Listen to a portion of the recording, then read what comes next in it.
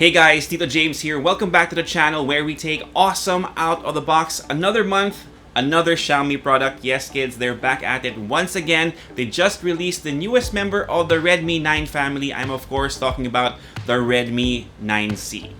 Last month, we had a look at their extremely budget-friendly smartphone in the Redmi 9A that was just below 5,000 pesos. But if you're looking for something a bit more powerful with a few more cameras to play around with, then this just might be in your wheelhouse for a bit more cash. Alright, so let's jump straight in and unbox this thing. Of course, first out of the packaging is the phone itself. This is the Redmi 9C in the Twilight Blue color variant. It's also available in Midnight Gray, and the colorway that I wish they sent us so it matches our branding is Sunrise Orange.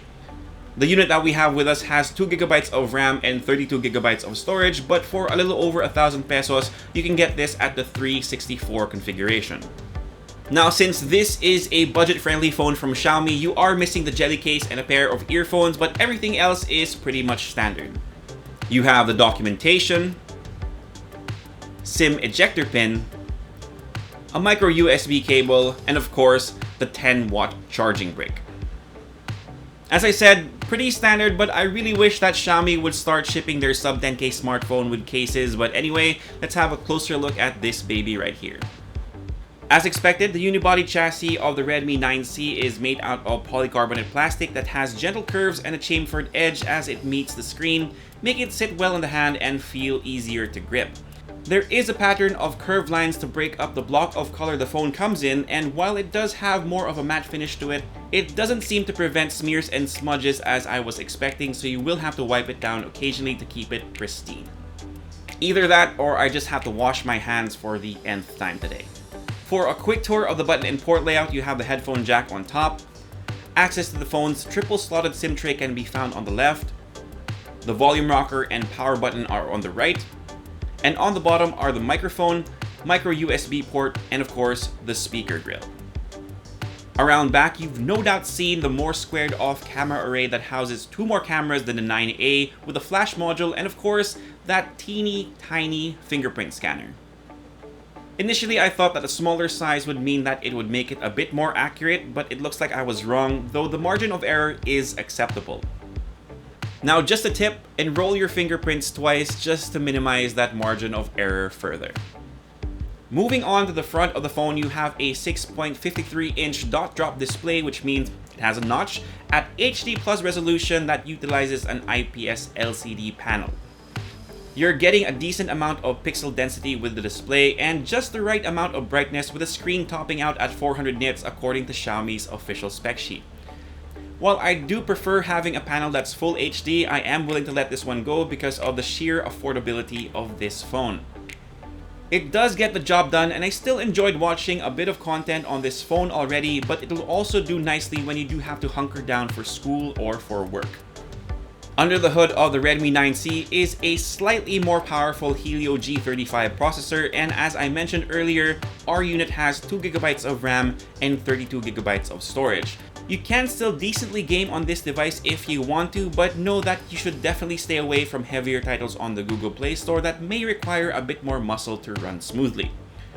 It is enough for the usual social apps and should have enough power if you're going to be using this primarily for distance learning.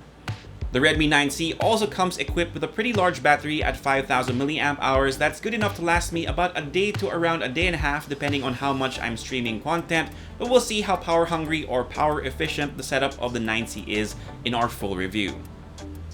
Of course, lastly, let's talk about the cameras because that's where the biggest difference between the 9A and the 9C is. As I mentioned, you're getting a total of 3 cameras on the back. It's led by a 13-megapixel main camera at an aperture of f2.2, and you have a 2-megapixel macro camera and a 2-megapixel depth sensor to go along with it. Now, as we all know, the macro camera is something that brands have been slapping on their smartphones recently to increase their camera count. I would have preferred an ultra-wide, but I think that would have increased the price of the 9C further. Anyway, for taking selfies or making video calls, you have a 5-megapixel front camera at f2.2, and it can also shoot videos at 1080p 30 FPS. Here are a couple of sample photos we were able to take around the house. No judgments first, but let us know what you think about them in the comment section down below.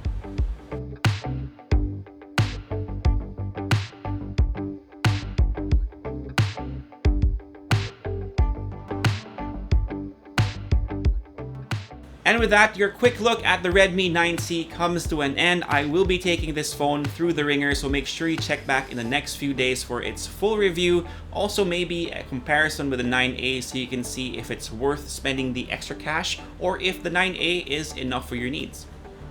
Again, the Redmi 9C is priced at 5,290 pesos or 4,990 if you manage to catch the early bird sale. That's for the base variant, and 5,990 pesos if you want a bit more RAM and storage to play around with.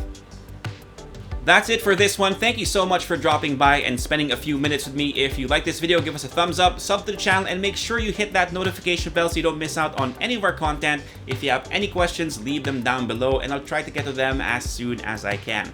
For all the latest tech news and gadget reviews, head to unbox.ph, plus follow us on Facebook and on Instagram. My name is Jamie. Peace, God bless. See you guys next time and stay safe.